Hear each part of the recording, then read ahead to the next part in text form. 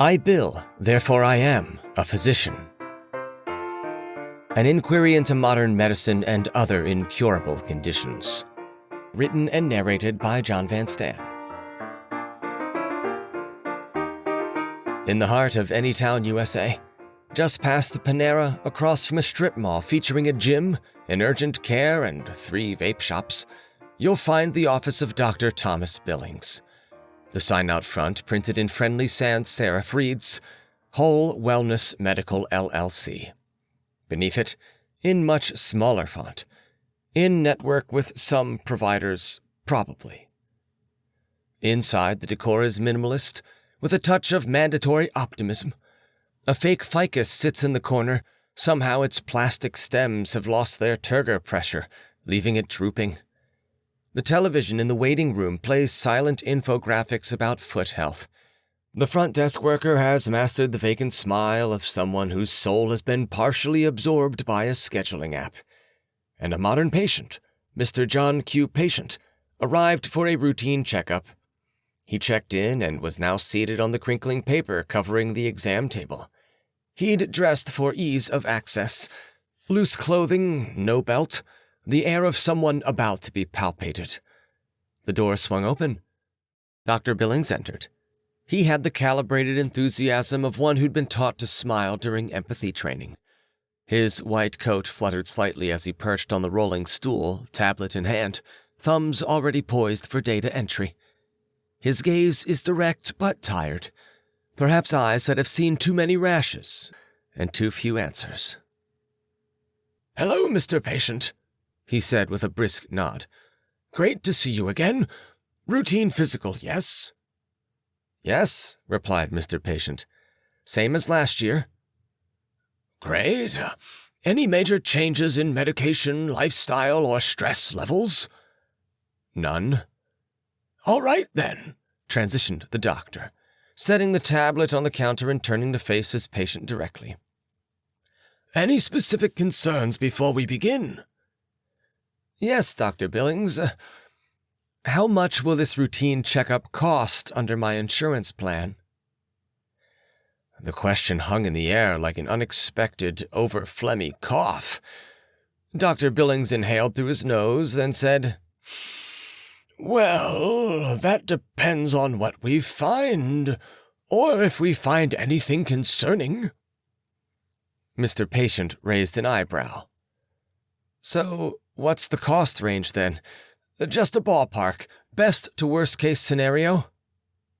"Humph," snorted the doctor. "What do I look like?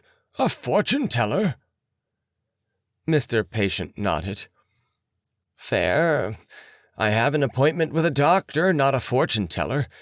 But this is a routine procedure, right? Something customary and usual, well-established and long practiced in the field of medicine for at least decades." "Very," said Dr. Billings, returning to the safe glow of his tablet. "Then surely the underlying market dynamics for a service this common are also well-established. Or is only the medical science routine, while the underlying commerce a complete mystery?" The doctor didn't look up this time. "What do I look like? An economist?" A punctuated laugh emitted from Mr. Patient, followed by, No, of course not. I get it. Healthcare prices are like Schrodinger's bill, both $30 copay and financial ruin, until observed when the invoice arrives." No reaction from the doctor, so Mr. Patient continued, "All right. If you don't know the cost, how can you claim to know the value of the care you provide?" Dr. Billings stilled for a moment mid-swipe. "Value?" he repeated. "We're not here to contemplate the intrinsic meaning of wellness, Mr. Patient. My job is to diagnose and treat illness." "And I appreciate that. But surely the why you do it has some importance, the fundamental worth of this interaction."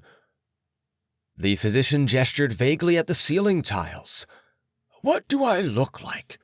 A philosopher?"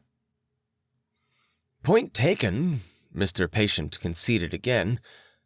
Let's rephrase. Forget the why questions, then. Doesn't an ethical question remain? How can it be right to ask someone to agree to a service when the stakes, financially speaking, are a complete unknown? Is that truly informed consent? The doctor's posture stiffened further. My professional obligation is to inform you of the medical risks and benefits. And the financial risks are just what? An externality? Someone else's problem? The stiffening of this doctor's posture twisted into a response that was beginning to sound annoyed. What do I look like? An ethicist? No, of course not, Mr. Patient said, granting another point. So let's strip away all the fluffier philosophy. Let's make it cold, hard data. He paused, thought a moment, then proposed the following cold, hard conversational opportunity. The system uses metrics, right? Quality-adjusted life years, QALYs for short. If this checkup boosts my QALYs by, say, 0.02, shouldn't that translate into a fixed dollar amount? A valuation-to-outcome ratio? We have calculators for everything else. Relieved to be out of the philosophical woods, Dr. Billings replied, That's more of a health systems question. And those are answered by? What do I look like? He muttered, a deepening weariness in his voice. A policy analyst. Mr. Patient gave a small affirmative shrug, then. But value is essential to care, right? If we're serious about outcomes, if we say this visit is worth doing, shouldn't someone be able to assign it a number in some monetary form? The doctor rubbed his temple in a micro-gesture of fatigue. Are we monetizing existential longevity now? I thought we already were. Isn't that what insurance premiums are? A monthly subscription to not dying inconveniently? Dr. Billings let out an extended sigh. What do I look like? An actuary? You're closer than you think, Mr. Patient said, voice dropping. The entire system is built on their math. Doesn't that math tell you how much a standard procedure should cost for a patient like me? The white coat fluttered in a way that suggested the doctor had found a lifeline in the discussion. He spoke more conclusively. Every patient is different. Your background, your plan, your employer, your zip code, your deductible structure, your prior authorizations. It all changes the calculus. What's covered, what's out of pocket, what codes are accepted. It's not one size fits all. Okay, the patient said. So the price shifts based on who I am and where I'm from? There was no response from Dr. Billings, so Mr. Patient broke the silence.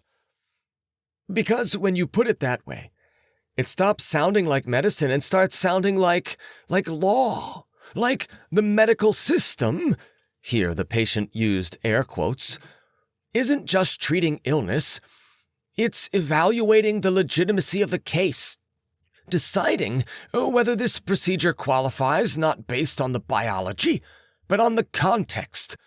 Like I'm on trial for seeking medicine and the price is the sentence. The doctor flinched, then hastily responded, I'm not judging anyone. I'm just explaining the realities of the billing system.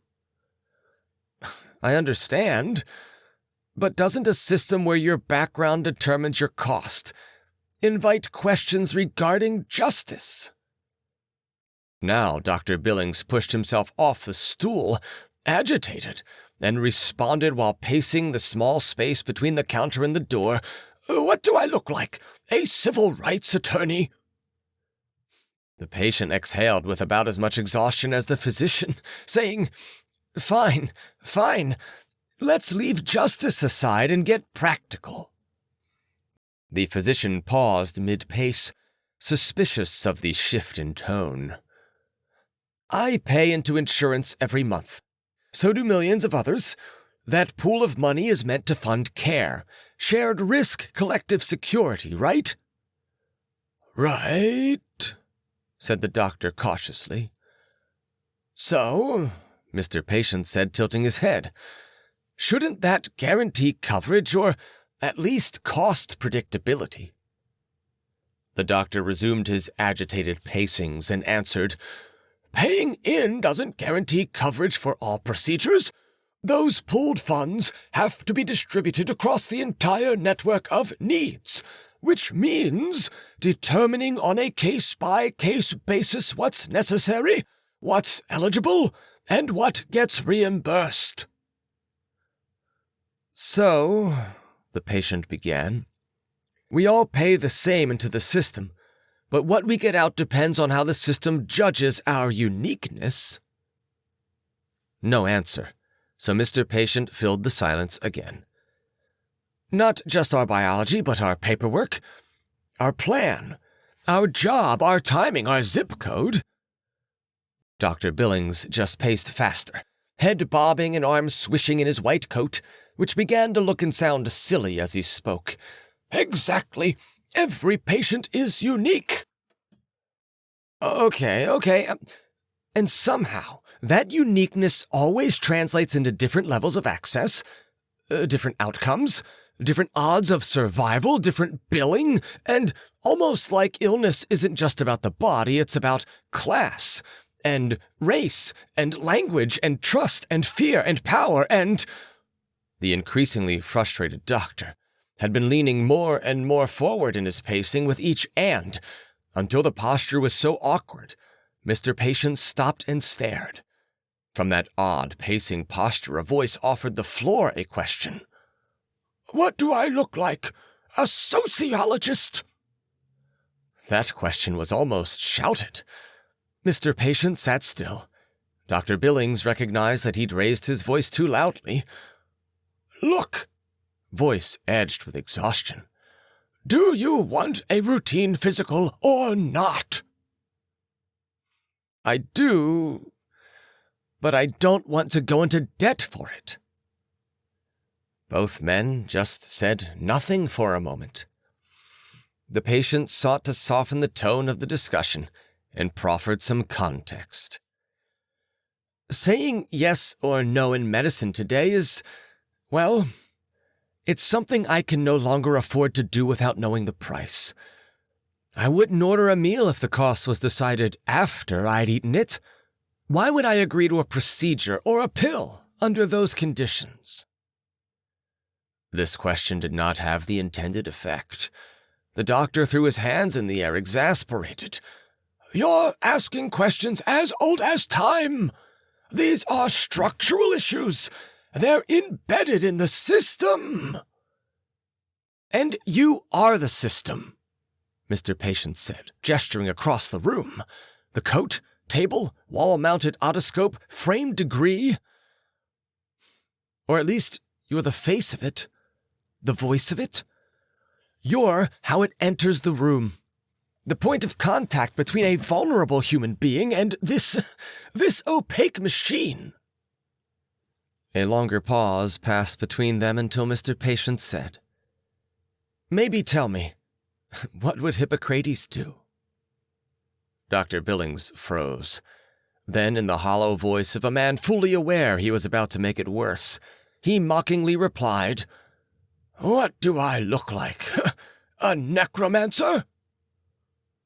"Well, doctor, you do summon ancient codes and rites. You even wear a ceremonial robe." The doctor chuckled once despite himself, and this uncontrolled chuckle increased his indignation. He could feel his pulse now, really pounding, and somewhere between the deafening beats this absurd patient was still asking something more. What is medicine really? Thump! Is it a science? Thump! A business? Thump-a-thump! A calling? Thump! A bet? My God, thought the doctor, he's still going on! And with a great effort, he silenced his pounding pulse, which receded into a ringing tinnitus that then collapsed into a blizzard of static. Yet even through his brain's hiss and crackle, the patient's voice, maddeningly placid, pierced through the noise as if it were a mild inconvenience. What are you qualified to tell me? You went to medical school to learn to heal people, but you can't discuss the cost of healing. You took an oath to first do no harm, but you can't say whether bankrupting someone counts as harm. You're licensed to practice medicine, but the business of medicine is a mystery to you. If you are not an economist, philosopher, ethicist, policy analyst, actuary, attorney, or sociologist, if all the systems that determine whether I live or die are outside of your expertise, then what exactly makes you a healthcare provider instead of just a very expensive middleman? So, what exactly are you? That did it. A synapse snapped. Dr. Billings shot to his feet, grabbing the lapels of his own white coat as if to physically hold on to his identity. I am, he roared, a doctor! The word hung in the air between them, looking flimsy and ridiculous. The patient, at first startled upright by the shout, settled his posture and calmly asked, "And what is that?" Dr. Billings swooned. What was that? His cortex flooded with cortisol.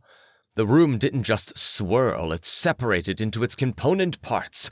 The patient became an anatomical chart of serene, mocking organs.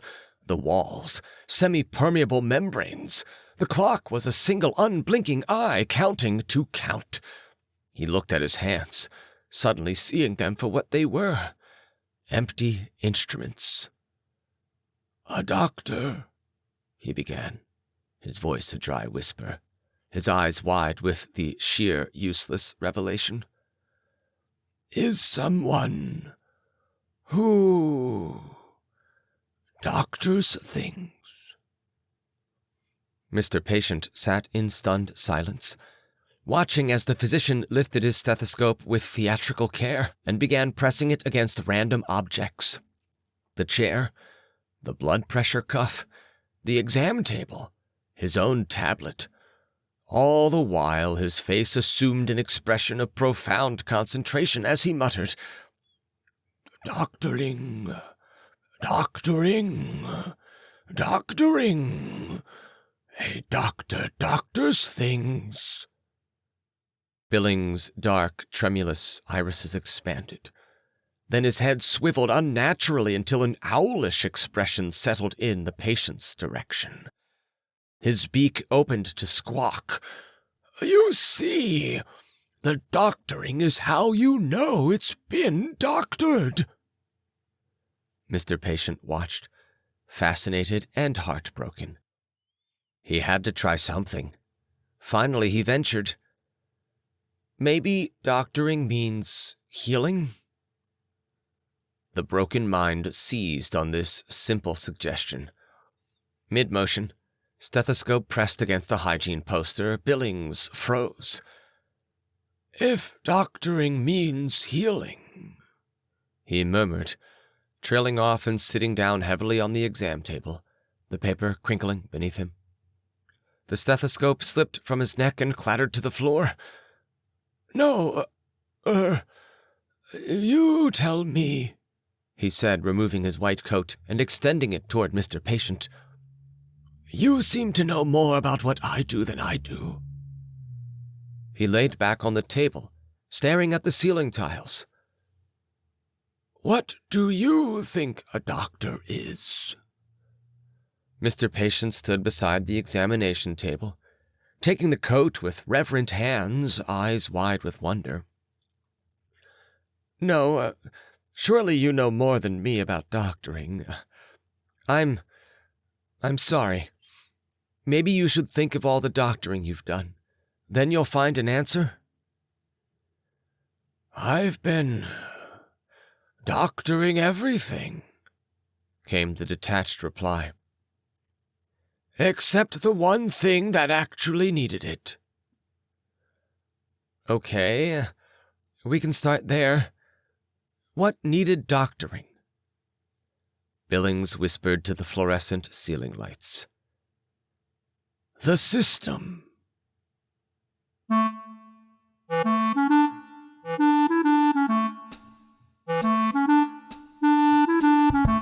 End of I, Bill, Therefore I Am, a Physician. Written by John Van Stan. Thanks for listening.